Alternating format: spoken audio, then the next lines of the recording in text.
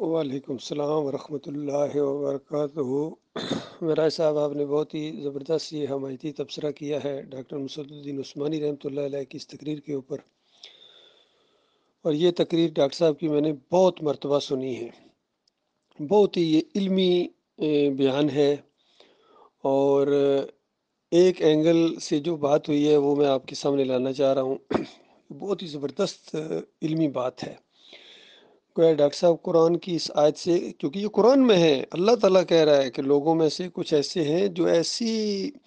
یعنی با اخلاق خوش اخلاقی سے ایسی باتیں کرتے ہیں، الفاظ کے ایسے ان کے پاس ہوتے ہیں کہ ایک عام آدمی ہوتا ہے وہ سمجھتا ہے کتنا مخلص ہے، کس قدر یہ بندہ سچا ہے اور یہ صحیح ہے، اور عام آدمی اس کو نہیں پہچان پاتا، لیکن جو صحیح معنوں میں فہم رکھتا ہے دین کا ایمان کا وہ اس کو پہچان جاتا ہے۔ تو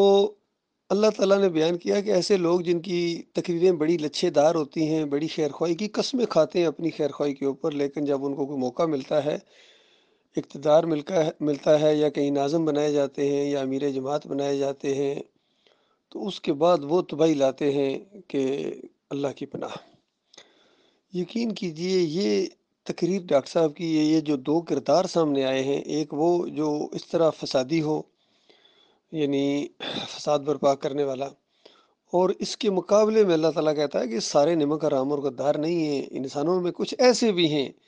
جنہوں نے گویا اپنی جان کو بیچ دیا ہے، اپنی جان کو بیچ دیا ہے اللہ کی رضا حاصل کرنے کے لیے۔ اس طرح کی ایک آیت قرآن میں بھی ہے، یعنی بالکل آپ سمجھیے کہ توحید کے معیار کی چوٹی کی یہ آیت ہے کہ ان اللہ اشتری من المؤمنین انفسهم واموالهم بان لهم الجنہ، کہ مومنوں کے جان اور مال اللہ نے خرید لیے ہیں، یعنی یہ اختیاری سودا کیا ہے، مومنوں نے اپنے مالک اور خالق کے اوپر ایمان لائے ہیں، اور جو اللہ کا سچا وعدہ تھا کہ تمہاری جان اور تمہارا مال جو کہ میری دی ہوئی ہے، مالک فرماتا ہے، صرف یہ نہیں کہ فوراً مجھے دے دو ایک دم، نہیں، اپنے پاس ہی رکھو، لیکن اس طرح اس کو استعمال کرو جس طرح مالک فرماتا ہے میں جاتا ہوں، تو وہ میری سمجھ کے اس کو استعمال کرو، اب یہ تمہاری نہیں ہے، تمہاری کیا چیز ہے، اس کے بدلے میں جنت میں تمہیں دوں گا۔ تو اس طرح کا کردار بھی ہے کہ جس نے اپنی جان کو بیچ دیا گویا اللہ کی رضا حاصل کرنے کے لیے۔ تو یہ جو دو کردار ہمارے سامنے آئے ہیں، اگر یہ دو کردار سامنے نہ آتے تو ہمیں یقین کیجئے قرآن کی اس آیت کا صحیح طرح معنی مفہوم سمجھ میں نہ آتا اس دور کے اندر خاص کر۔ ایک کردار ہے ڈاکٹر مسعود الدین عثمانی رحمۃ اللہ علیہ کا، جنہوں نے واقعی اپنی جان اور مال گویا بیچ دیے تھے، اور اس طرح اللہ کے راستے میں انہوں نے لگائے، اپنی جان کھپائی۔ تو دوسرا کردار سامنے آیا محمد حنیف کا۔ اس کی باتیں واقعی اس کی بھی بڑی زبردست، بڑا انتہائی با اخلاق، معصوم سا چہرہ، سادگی، محنت کرنے والے، سب کچھ، اور اسی چیز سے لوگ دھوکہ کھا گئے۔ اللہ نے کہا تھا دھوکہ نہ کھانا، لیکن انسان دھوکہ کھا گئے۔ انہوں نے شرک کا انجیکشن دے دیا، ان کی شخصیت کو پہلے منوایا انہوں نے اپنی جماعت کے اندر، اور بھی دیکھیں ان کے مرنے کے بعد بھی اخبار میں دیا، بڑے ممتاز عالم دین جی، مفسر قرآن، اور بڑی 37 سالہ دین کی خدمت، اور اس کے بعد کہتے ہیں قیامت تک ان کی جو ہے تفسیر ہے وہ مشل راہ بنے گی۔ اندازہ لگائیے کیسا شیطان کا ان کے اوپر وار ہوا۔ بھائی 37 سالہ خدمات ہیں، اور آخر میں آ کے کیا کیا، وہ جو اللہ تعالیٰ کہتا ہے نا کہ اس بوڑھی کی طرح نہ ہو جانا جس نے بڑی محنت سے چرخا کاتا اور آخر میں آ کے غصے میں آ کے سب کچھ برباد کر دیا، اور اس کی طرح نہ ہو جانا۔ یہ مثال بھی محمد حنیف کے اوپر پوری طرح فٹ آتی ہے۔ بڑی محنت سے آگے بڑھے تھے شروع میں سارے معاملات، لیکن آخر میں آ کے ذرا سے یہ کچھ معاملات اٹھے، اور یعنی آزمائش کے لیے، تو یہ غصے میں آ گئے، حالانکہ بڑی آسانی کے ساتھ یہ معاملات نپٹائے جا سکتے تھے اگر ذرا بھی ان کے اندر عقل ہوتی، یعنی فہم ہوتا، ایمان ہوتا خالص۔ تو انہوں نے غصے میں آ کے کہ اچھا میں غلط ہوں،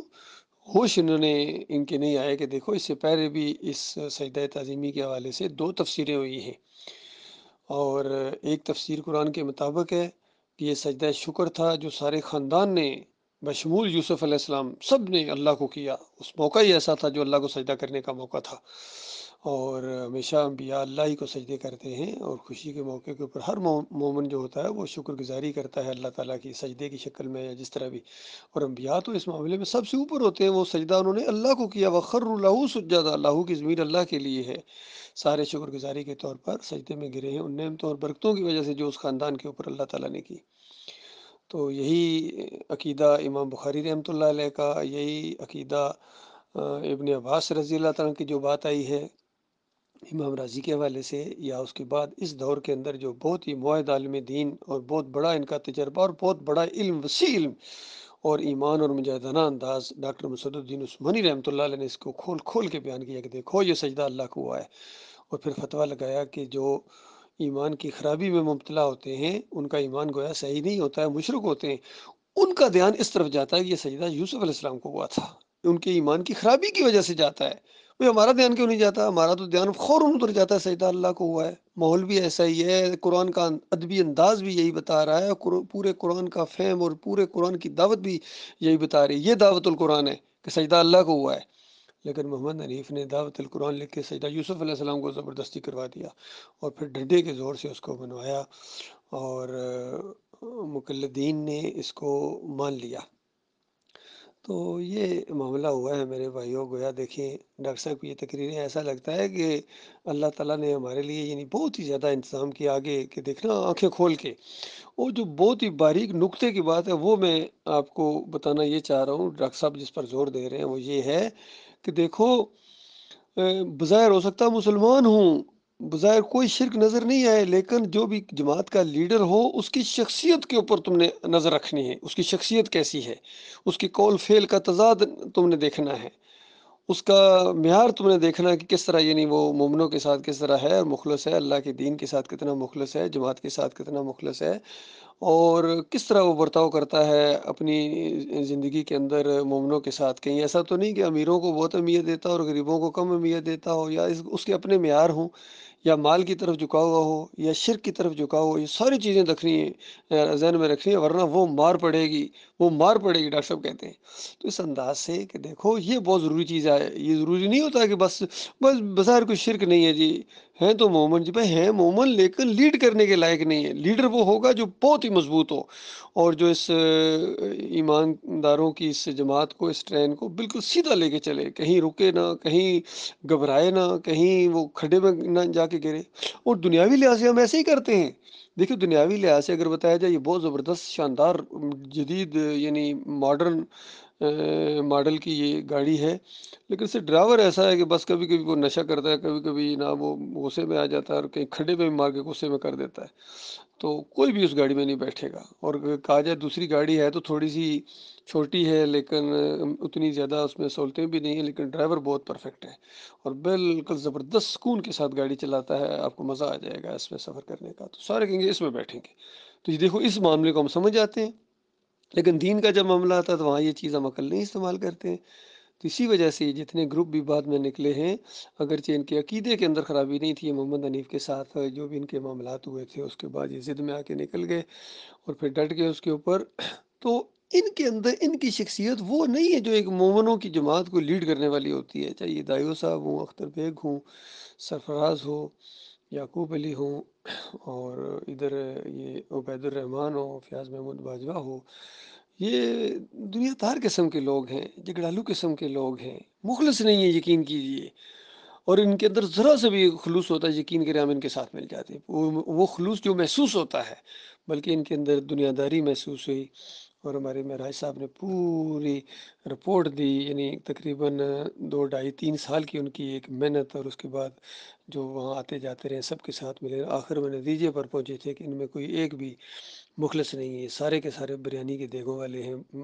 گوشت کھانے والے اور فنڈز اکٹھے کرنے والے، اور ان کا یہ انداز ہے۔ تب ہم نے یہ، حالانکہ شروع میں ہمارا یہ ارادہ تھا کہ ذرا محمد حنیف لوگوں سے نبڑ لیں، اس کے بعد اس لوگوں کو اکٹھا کریں گے، اور جو بھی زیادہ مخلص ہوں گے جس طریقے سے بھی جو بھی ان میں اکٹھا کرنے کے بعد بٹھا کے سب کو، اور پھر ایک مخلص آدمی کو امیر بنا دیا جائے گا، سارے مل کے اللہ کے دین کا کام کریں گے۔ لیکن جب بھی ہم ان کے قریب گئے ہیں، ان کے اندر سے وہ مسلک پرستی والا انداز، فرقہ پرستی والا انداز جو بریلویوں کے اندر، دیوبندیوں کے اندر، اہل حدیثوں کے اندر اور محمد حنیف کے اندر تھا، وہ ان سب کے اندر پایا جاتا ہے کہیں نہ کہیں۔ اور ڈاکٹر عثمانی رحمۃ اللہ علیہ سے کہیں نہ کہیں اختلاف رکھتے ہیں، اگر مخلص ہوتے تو کبھی نہ رکھتے، فہم کے اندر، عقائد کے اندر، لیکن سب نے اختلاف کیا ہے۔ اختر بیگ نے اختلاف کیا ہے، یعنی کوئی اگر دوست کی قبر پر بھی چلا جاتا ہے، وہ غلطی سے بھی چلا جاتا ہے یا اس کو گناہ سمجھتے ہوئے چلا جاتا ہے، پھر بھی کہتے ہیں نہ نہ نہ یہ مشرک ہے، یا کوئی ماں کی قبر کا ڈاکٹر صاحب کہتے ہیں گناہ گار ہے، یعنی یہ سنت سے ہمیں یہ چیز ملتی نہیں ہے، تو جو سنت کے خلاف کی عمل اس نے کیا ہے وہ گناہ گار ہے، اور گناہ گاری مان بھی رہا ہے، لیکن بیگ صاحب کہاں ماننے والے ہیں۔ یہی معاملہ وہ جو وہاں لکھوانے کا معاملہ تھا صلح حدیبیہ کے موقع کے اوپر، وہاں روایتوں میں آ گیا، مسلم بخاری کی روایتیں ہیں کہ نبی علیہ السلام نے اس کو مٹایا اور لکھ دیا۔ تو ڈاکٹر صاحب کہتے ہیں اگر یہ معاملہ اس طریقے سے لیا جائے تو پھر یہ معجزہ ہوگا، کیونکہ نبی علیہ السلام تو لکھنا نہیں جانتے تھے، تو کتنی سادہ سی بات ہے، بات ختم۔ لیکن یعقوب علی بگڑ گئے، نہ نہ نہ، کہتے ہیں یہ معجزہ ہو ہی نہیں سکتا۔ اس کے بعد کتنی قرآن آیات کو تروڑ مروڑ کے اس نے پیش کیا اپنے باطل موقف کو، یہ اصل میں اس کا اصلی جرم ہے۔ اگر صرف بات وہاں ہی تک رکھتا،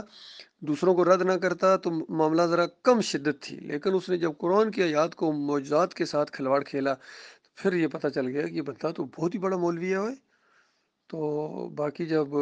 فیاض محمود کی باتیں، ان کے سرپرست اعلیٰ کے جھوٹ سامنے آئے، تو پھر بالکل ہم اس نتیجے پر پہنچے کہ یہ بالکل سارے کے سارے کھلاڑی ہیں،